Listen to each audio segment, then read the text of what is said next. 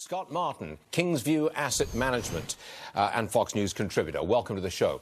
Now, are you still, you've always been relatively bullish on the big-name tech stocks. You've followed them up for the last 18 months. Are you still a believer? Are they still going higher?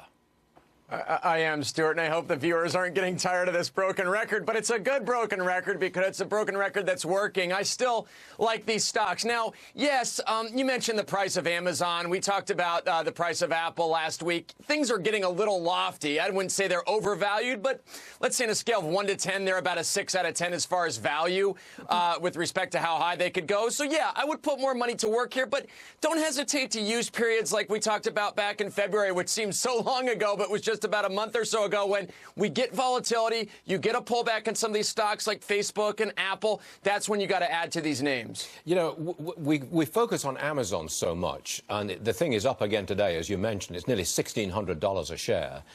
We had a business professor on the program a few minutes ago who said, look, these home pods, these home computer speakers, whether it's the Amazon product, the Google product, or the Apple product, this is the big challenge in technology to the iPhone, the most important development in technology to the iPhone. And Amazon has a huge share in this home speaker market.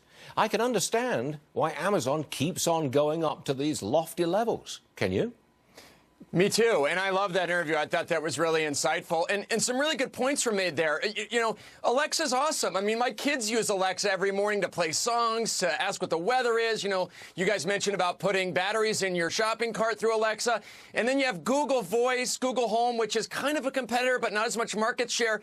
And then kind of at the bottom of the barrel, you've got Siri, which I still use. I'm like one of the only people I know that talks to text and talks to call people, but Siri doesn't even understand me, say, more than 50% of the time. So it's a real pain in the butt to kind of work with her. So I agree with you.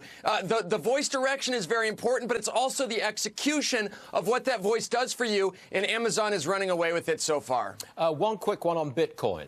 I've seen a study which attempts to link Bitcoin and the overall stock market, and that when Bitcoin goes down, that's a signal that the overall stock market is going to go down. Do you see that linkage?